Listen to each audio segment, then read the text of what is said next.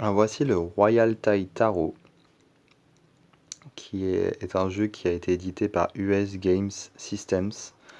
Donc c'est une maison d'édition américaine. Donc c'est sorti en 2004, ça n'a jamais été traduit en français et en plus le jeu n'est plus édité. Donc il est difficile à trouver.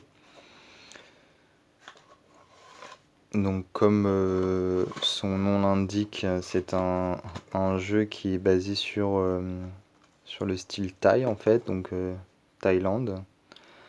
On a un petit livret en anglais.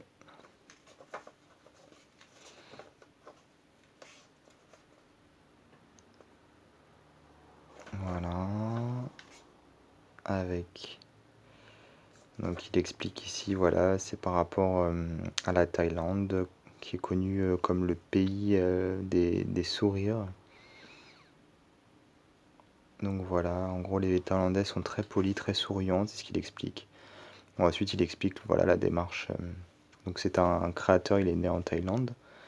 Et il explique en fait une sorte de petite biographie, il fait sa propre biographie. Il a pris 5 ans à créer le jeu. Il a été fait avec la coopération de 2 peintres très connus en Thaïlande. Il y a ici Monsieur Wazan Krienkomol et Verazak Sotsri.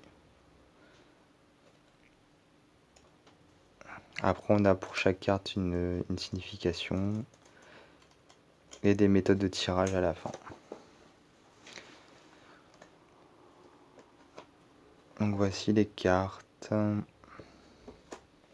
Alors je ne suis pas fan de ce jeu, même s'il est assez original et sympa, et puis il reprend bien le style thaïlandais.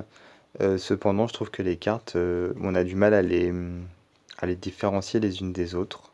Parce qu'on a toujours plus ou moins les mêmes illustrations en fait. Et voilà. Elles sont. Bon, ça, j'en parlerai à la fin, mais la qualité des cartes, j'adhère pas trop. Alors, je suis un petit peu surpris parce que normalement, US Game Systems, ils ont toujours voilà, des cartes de qualité un peu standard, mais bon, ça va quoi. On retrouve toujours le même style de cartes, le même style de carton, de traitement sur les cartes. C'est un peu comme l'O Scarabeo. Mais là, en fait, on a un traitement qui est différent. Alors, les cartes, elles glissent pas du tout. Voilà, je fais de la force là, hop, et j'arrive pas à les. Elles sont comme, on dirait presque des cartes en plastique. C'est un petit peu étrange, mais elles sont traitées de manière un peu surprenante. Et voilà, elles sont vraiment très fines, vraiment. Et très brillantes.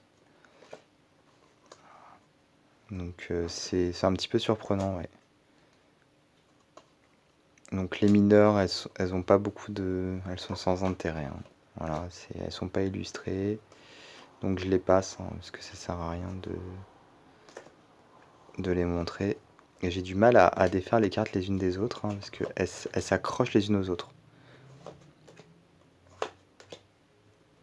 Alors pour les mélanger, c'est hyper difficile. Pour les mettre sur la table et les éparpiller, bah, c'est très compliqué aussi.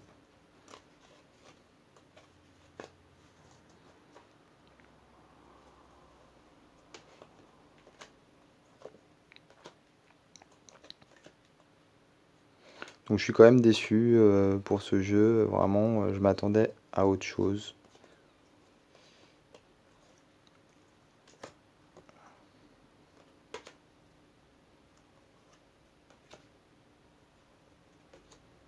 Voyez, regardez les 2 cartes là. Bah en fait, c'est quasiment les mêmes quoi. À quelques détails près. Les couleurs, la main qui est pas tournée dans le même sens, mais bon. C'est un peu étrange parce que c'est vraiment. Les cartes sont vraiment presque toutes identiques. Alors les mineurs. Voilà.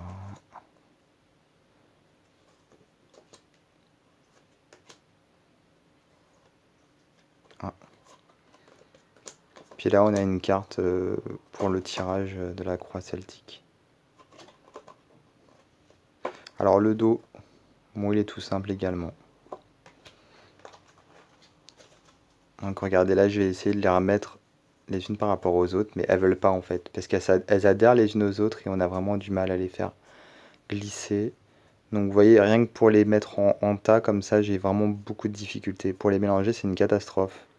Pour les éparpiller et les choisir, c'est pareil, on n'y arrive pas. Je sais pas pourquoi, je sais pas quel traitement ils ont mis sur les cartes, mais ça va pas en fait. Mais bon, après, voilà, c'est un jeu qui est sur la Thaïlande. Je crois que c'est le seul qui existe, ou du moins un des seuls. Donc ça vaut quand même le coup, je pense, pour les personnes qui sont intéressées par ce style-là.